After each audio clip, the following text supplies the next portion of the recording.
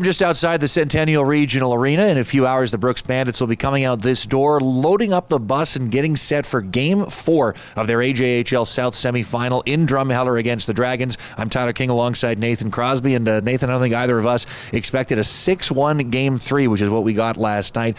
Domination by the Bandits on the score sheet. Not a badly played game by Drumheller, but overall, Brooks did exactly what they needed to do. It was certainly, I think, their best played game in Drumheller all year. And when you look at Drumheller, who were already down 2-0 in the series, coming back home, they needed a good start, and the opposite happened. Brooks just came out firing. They get the quick goal from Martineau on a beautiful setup from Nolan Thompson, who was just one heck of a forward last night.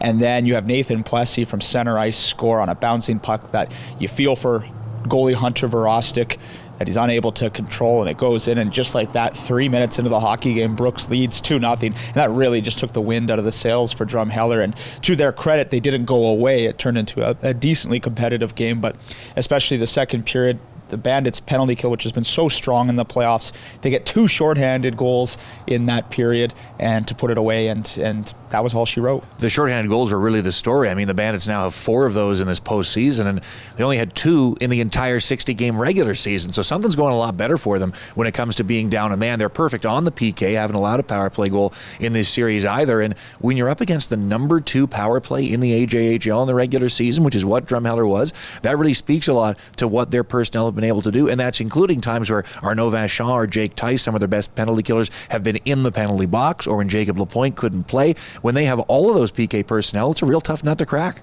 And Drumheller had such a great power play during the regular season, and we thought that was going to be a big key in this series, was how are the Bandits going to contain the power play? Well, I think they've answered that through the first 3 games. They've absolutely confounded the Drumheller power play, and you know, the Dragons, I don't know where the offense is going to come if it's not going to come on the power play, because at 5-on-5 they just have not been able to get their feet going and get around the Bandit D. And on the opposite end, Brooks has been so quick in this series and using their speed.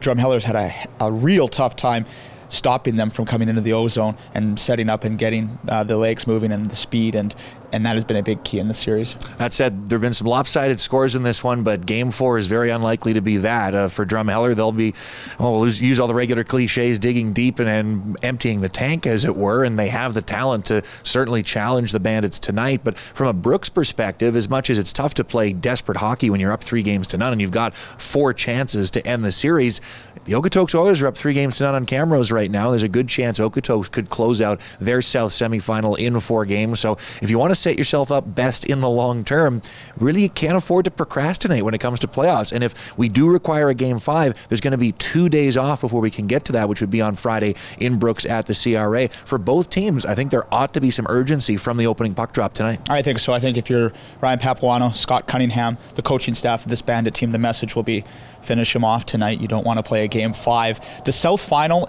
begins 10 days from now, so it's a bit of a break. You want to use that rest wisely against an Okotoks team that looks like they're going to have the same amount of rest as well. We spoke about it in the North Division semis. Whitecourt and Fort McMurray, that looks like it's going to be a tight series, and they're going to eventually play Spruce Grove. Well, whoever does, they need to have a short series so they can get ready for Spruce, and it's just the same in the South. Brooks needs to have everyone, all their bodies ready for Game 1 of the South Final. That's why Game 4, very important. No injuries, no suspensions. Go to Drum, get the win, finish it off like you're supposed to. We're looking ahead a little bit too much, perhaps. Things aren't over just yet. Game 4 of the AJHL South Semifinal goes tonight in Drumheller. Puck drop scheduled for 7 o'clock. Nathan and I will have extended pregame coverage on Real Country 105.7 starting at 6:30 tonight.